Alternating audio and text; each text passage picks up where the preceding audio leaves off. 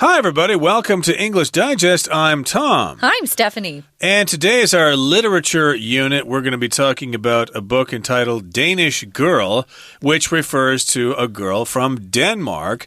If something is from Denmark, we use the adjective Danish, like Danish pastries or Danish food, for example, or the Danish language.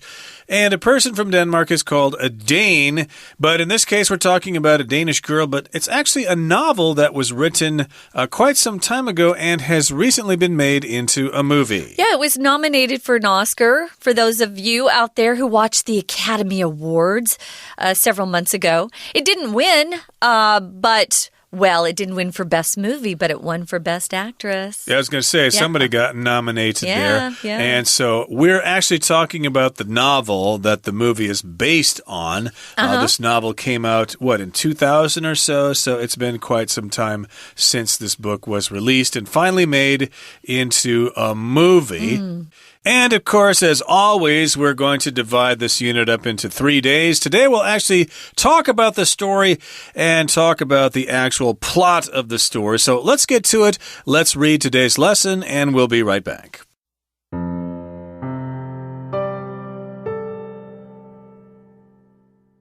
The Danish Girl is the unconventional story of Einar Wegner's transition into Lily Elba. Einar and his wife Greta make their living as artists in 1920s Copenhagen, Denmark. One day, Greta is commissioned to paint a portrait of an opera singer. When the singer fails to show up, Einar reluctantly agrees to take the model's place and put on her gown. However, the shift in Einar's demeanor as he wears the billowy gown is so apparent that Greta immediately suggests calling him Lily. With Greta's support, Einar, dressed as Lily, poses for more paintings and ventures out in public. Greta's paintings of Lily grow in popularity, and Lily captures the attention of Henrik, a fellow painter. Soon afterward, Hans, a childhood friend of Einar's living in France, promises to help Greta sell her paintings. The couple moves to Paris, leaving Henrik behind. In Paris, Einar quits painting and begins to learn how to act more like a woman. Increasingly, Einar grows despondent about his biological role. French doctors are unable or unwilling to understand his longing to become a woman, diagnosing him with schizophrenia or insanity. Einar contemplates suicide until he meets Professor Bulk, a German doctor willing to perform experimental sex reassignment surgery. Einar and Greta then travel to Dresden, Germany, where Einar chooses the name of Dresden's river as Lily's new surname, Elba. Fortunately, the operation turns out to be successful, and Bulk also discovers 2 underdeveloped ovaries inside Einar's abdomen. After surgery, Greta and Lily divorce but still live together. A renewed love affair with Henrik breeds Lily's desire to have children, so Bulk attempts a dangerous womb transplant. Realizing the perils of this risky surgery, Greta refuses to accompany Lily to Dresden. Her worst fears are confirmed. The unsuccessful surgery leaves Lily dying, though content with her transformation. Okay, guys, let's take a look at the title, The Danish Girl, A Search for Identity. Your identity is who you are. So it's the fact of who a person is and what they're like, your identity. What's your identity? And if you're trying to maybe pose as someone else or pretend you're someone else, maybe you have a secret identity, or you assume or take on a new identity. This person in the novel, The Danish Girl, is searching for his, I guess he starts out as a his and then turns into a her. He is searching for his identity, which he feels is more female than male in nature. So let's talk about this book. It's called an unconventional story of Einar Wegener's transition into Lily Elbe. This is a true story, I believe, but the book, they have to make up some of the details. Not all of it is accurate, but it's the story of a real person who went from being a man into a woman. Unconventional means it's unusual. It's not what you usually find. It's not traditional, you could say. It doesn't conform to what usually happens in society. It's about Einar Wegener's transition into Lily Elbe. Transition here is a noun. That's just the process when you change from one state or condition into another state or condition. The transition. I'm going through a transition period right now. I just quit my last job and I want to start a new career, so it's kind of a transition period in my life. In this particular case, it's all about this story of someone becoming a woman after having been a man. I guess it's possible with surgery.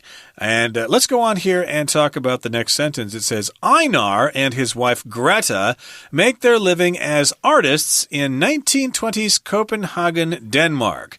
Remember, the 1920s were also referred to as the Roaring Twenties. It was after World War I. The killing had stopped, and economies all over the world were doing quite well. So people were having a great time with arts and sciences and stuff like that, especially with the arts. And so we've got some painters in Copenhagen, the capital city of Denmark. They were making their living as artists there in Copenhagen in the 1920s. So we'll continue with the story. One day, Greta, the wife, is commissioned to paint a portrait of an opera singer.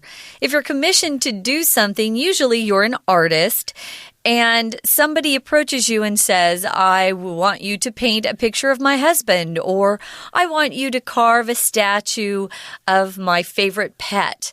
And they give you an amount of money, and then you start doing it.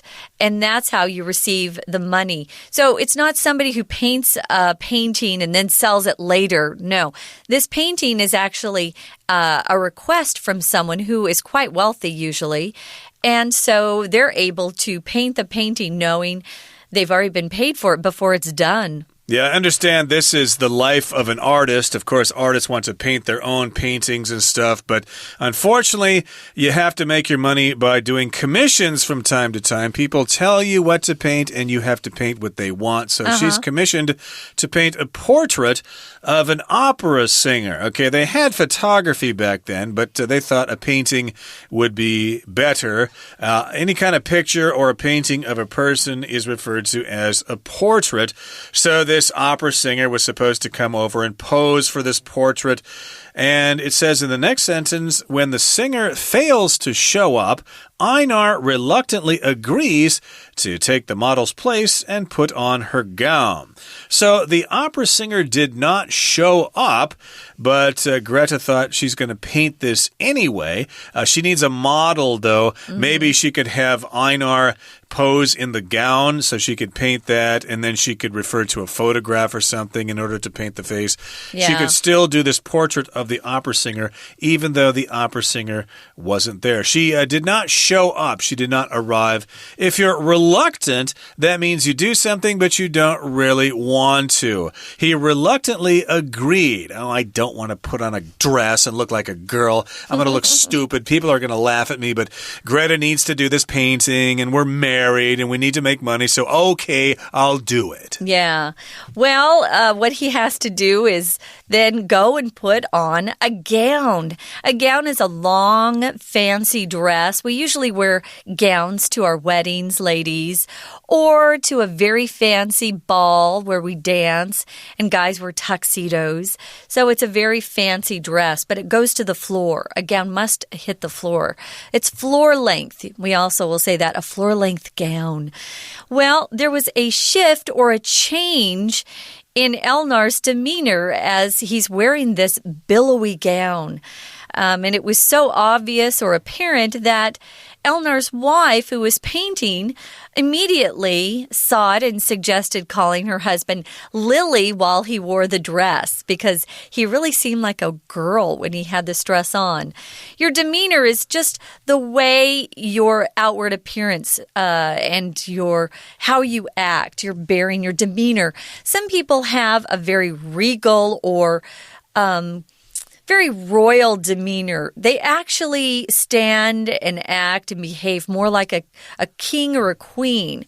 Sometimes people's demeanor is very selfish or very angry demeanor.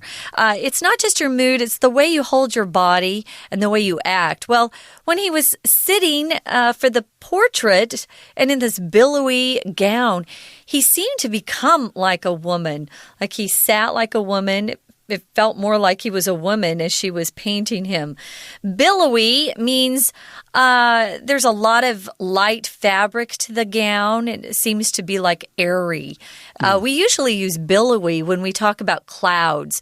Ooh, there are a lot of billowy clouds in the sky. Or billowy sails on a sailboat. And this is a billowy gown. It's kind of puffy. It's got lots of cloth. It looks like it's clouds and stuff.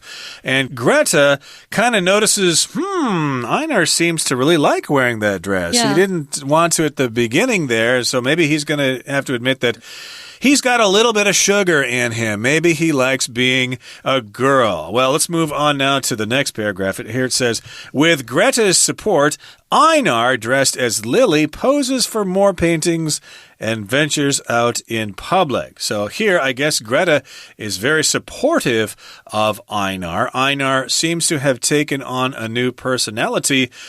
He decides, that, hey, I guess I like wearing this dress. I'm not too uncomfortable doing so. I'm going to pose for more paintings, and Greta may make some more money, and I like posing as a pretty girl. Who wouldn't? And if you venture out, this is a verb phrase here, venture as a verb, but usually it's with the preposition out. To venture out, that just means to go outside, usually if it's something kind of risky. Maybe your old grandmother has been stuck in the house for many years, and finally one day she ventured out of the house. She wanted to get out and go for a walk and take a look around. You could also say someone ventured inside the house. So it's you're moving or moving in or out, but you're kind of just, it's not risky, but it's kind of an adventure, I guess. You're kind of trying it. We're going to learn more about this, guys, but first, it's time to listen to our Chinese teacher. Hello, 大家好，我是 Trevor， 欢迎收听 English Digest。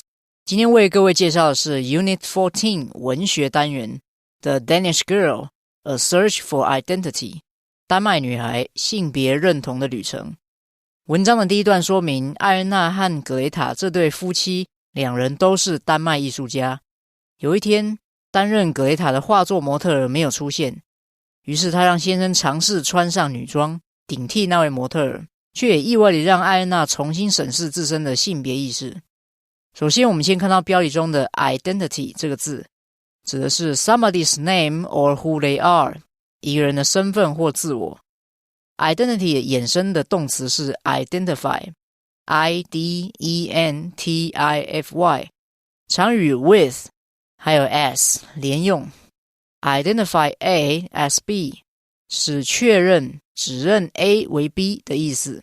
例如 After Irene identified the man as her attacker,The police thoroughly questioned him. 在艾琳指认那名男子为攻击她的男人后，警方仔细地询问了那名男子。而 identify something with something 有视某物为某物的意思。例如 Most people identify wealth with happiness. 大多数的人将财富视为幸福。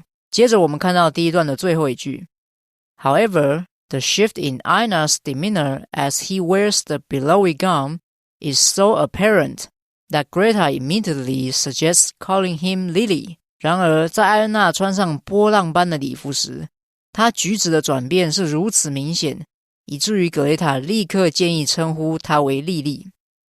其中的 so that 表示如此以至于的意思。这里的 so 是副词。修饰后面所接的形容词或副词 That 则是从属连接词，例如 Sherry was so excited about her vacation that she couldn't fall asleep the night before it started. 雪瑞对于她的假期如此的兴奋，以至于她在假期开始的前一天晚上无法入睡。So that 也可以用倒装的用法，句型为 so 加 adj 加 be 动词加主词加 that 加主词加动词。例如 So hungry was Jerry that he ate almost all of the food on the dinner table. 杰瑞是如此的饥饿，以至于几乎把餐桌上所有的食物都吃完了。Such that 同样也可以表达如此怎么样，以至于怎么样的意思。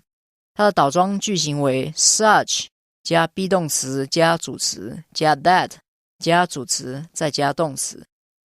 例如 Such is David's strength that he can lift a car.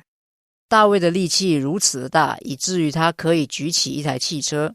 接着我们看到第二段，本段说明艾恩娜获得妻子的支持，学习如何在行为举止上更像一名女人。本段的第一句 With Greta's support, Einar, dressed as Lily, poses for more paintings and ventures out in public. 由于格雷塔的支持，打扮得像莉莉的艾恩娜为更多画摆姿势，并冒险外出到公共场合。其中的 venture V-E-N-T-U-R-E 在本句做动词用，而做名词用的时候常指的是商业商机上的冒险，它带有点投机的意味。例如 It is quite a venture to invest such an amount of money in an unfamiliar company. 在一个不熟悉的公司中投资这么大一笔资金实在是个冒险。而另一个名词 adventure A-D-V-E-N-T-U-R-E 指的是冒险刺激的活动。例如 Jack is fond of excitement and he always looks for adventures. 杰克非常喜爱刺激，而且总是追求冒险。Stay tuned, we'll be right back.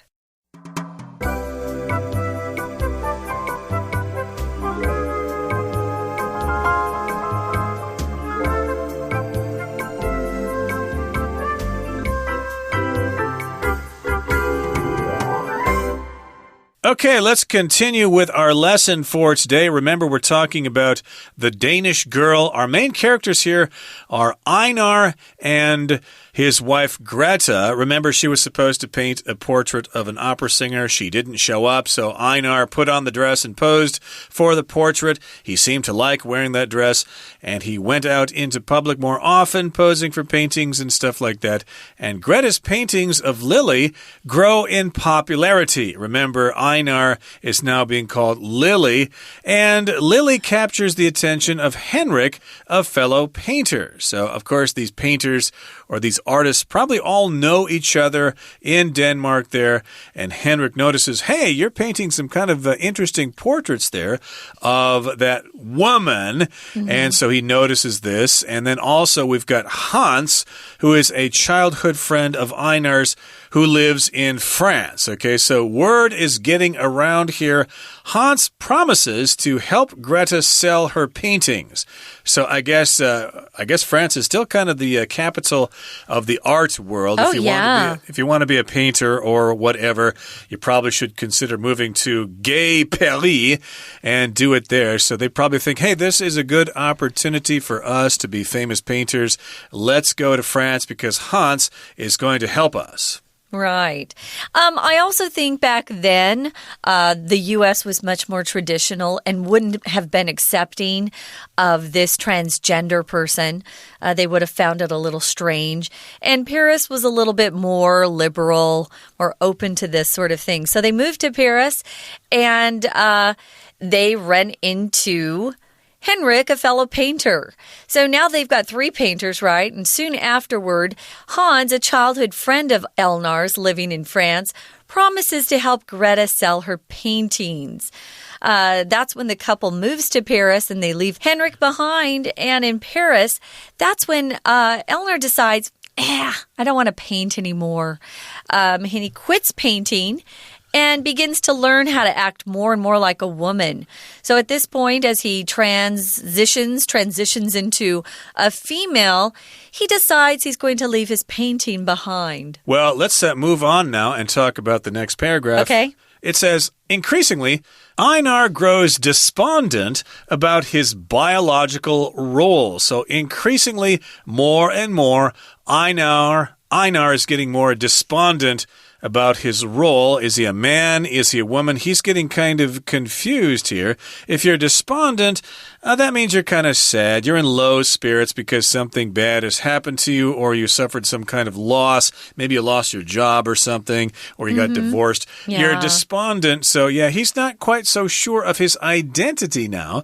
Maybe he thought being a man was okay, and now being a woman is okay too. He's kind of confused now. He's kind of depressed. He sure is. Well, French doctors are unable or unwilling, one or the other, to understand his longing to become a woman.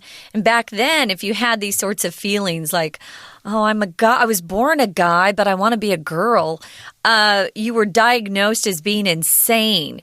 So here in Paris, he was diagnosed with schizophrenia, which means you kind of are delusional. And some of these people have voices that talk to them in their heads, and they don't see reality. They kind of live in a fantasy world. And insanity just describes someone who is insane. So insanity is the state or condition of being insane or crazy, mentally incompetent sort of thing. So Einar, at that point, he contemplates or thinks very deeply about something. If you contemplate, it's not just casually thinking. You really think a lot, and you really think long and hard, you could say, about something. He thinks seriously about suicide or killing himself until he meets Professor Bulk. Professor Bulk is a German doctor, and this doctor was willing to perform experimental sex reassignment surgery. If it's experimental, it means he's kind of trying something new, which is very risky because patients often die during these experimental surgeries that are performed. Sex reassignment means if you're a male, they reassign your sex as a female, which means they do some, things to your body which makes you a female rather than a male. We've got this German doctor. He said, I will do it. I will perform this surgery on you, and I will help you sort your life out. And Einar and Greta then travel to Dresden, Germany. That's in the eastern part of Germany. This is where Einar chooses the name of Dresden's river as Lily's new surname, Elbe. The Elbe River, I believe I'm pronouncing that correctly in Deutsch, German. I hope I am. But in any case here, remember, he's gone through different names, Einar, and then he was Lily, and now he's going to have a new surname or a family name, Elbe, named after the river there. Well, fortunately, the operation or the surgery turns out to be successful. Be careful, surgery is non-count, but operation is countable, so be careful. The operation turns out to be a success, and Dr. Bulk also discovers 2 underdeveloped ovaries inside Elnar's abdomen. Your abdomen is your stomach. Ovaries are something only females have inside them, and your ovaries are where eggs are produced for babies. So it sounds like he had parts of him inside that were female and parts were male. So they found these underdeveloped ovaries. They had never grown to full size inside Elnar's stomach or abdomen. Indeed. So that did happen there. There was that discovery of those ovaries there. And after surgery, Greta and Lily divorce, but still live together. Greta realizes that, well, yeah, you're actually a woman, so this is kind of weird, so I guess we should get divorced. But still, they live together as roommates or something. And a renewed love affair with Henrik breeds Lily's desire to have children. So Bulk attempts a dangerous womb transplant. I don't really know much about these transitional surgeries or reassignment surgeries. I don't know if it's actually possible to make a man be able to get pregnant. But I guess here, Dr. Bulk thinks that he can do this. He can perform a womb Transplant. The B is silent there. Transplant means you move one organ or body part from one person to another. A heart transplant, for example. And Greta refuses to accompany Lily to Dresden. So I guess Greta is going to be out of the picture. She's not going to go with her to Dresden. Well, it is pretty dangerous. It's now possible. We've progressed that much. There has been a womb transplant, and a guy had a baby. Realizing the perils of this risky surgery, perils means dangers. So there's a lot of dangers involved, especially back then with this surgery. Greta just, she didn't want to see something bad happen to Lily. Even though they were divorced, of course, they were still good friends and loved each other. Her worst fears were confirmed. If your worst fears are confirmed, it means what you thought was going to happen happened. So we know from this sentence that Lily didn't make it. So the unsuccessful surgery leaves Lily dying. Though at that point, Lily is really content with her transformation. So she was happy that she got to die as her true self. She felt like she was female all along. So your transformation is just the noun form of the verb to transform, which means to change something completely. So that's the story of the Danish girl. We're going to listen to her Chinese teacher, and then we'll be back to wrap up and tell you what we're going to do next. 最后我们看到第3段。本段说明艾恩娜改变了姓名，最终甚至接受了变性手术。本段的第3句 Anna contemplates suicide until he meets Professor Bock, a German doctor willing to perform experimental sex reassignment surgery. 艾恩娜仔细考虑过自杀，直到她遇见伯克教授，一位愿意施行实验性性别重置手术的德国医生。其中的动词 contemplate C-O-N-T-E-M-P-L-A-T-E 是思考、考虑的意思。例如 Sally is contemplating changing jobs. 莎莉正思考着换工作。这里再补充一些和它意思相近的单字 Ponder P-O-N-D-E-R 例如 The team is pondering what they should do next to win the game. 这支队伍正思考着接下来该怎么做以赢得比赛。Meditate M-E-D-I-T-A-T-E 是指深思熟虑或放松地沉思。例如 Meditating can be a great way to release pressure. 冥想是个释放压力的好方法。我们再看到本段倒数第3句 A renewed love affair with Henrik breeds Lily's desire to have children, so Bock attempts a dangerous womb transplant. 与亨里克重新开始的恋爱关系引发莉莉生小孩的渴望，所以伯克试图做危险的子宫移植手术。其中的 breed 在这里是动词，有引发、产生的意思。例如 The dirty environment of this prison has bred contagious diseases. 这座监狱肮脏的环境已经引发了传染性疾病。breed 还有培植、养育的意思。例如Sam attempts to breed a new type of corn to increase his harvest profits. 山姆试图培育一种新种类的玉米，以提升他的收获利润。以上就是今天的课程，我们下次再会。Okay, that brings us to the end of our lesson for today. Please join us next time when we actually talk about the author of our featured novel, The Danish Girl, A Search for Identity. So please make sure you join us then. From all of us here at English Digest, I'm Tom. I'm Stephanie. Goodbye. Bye.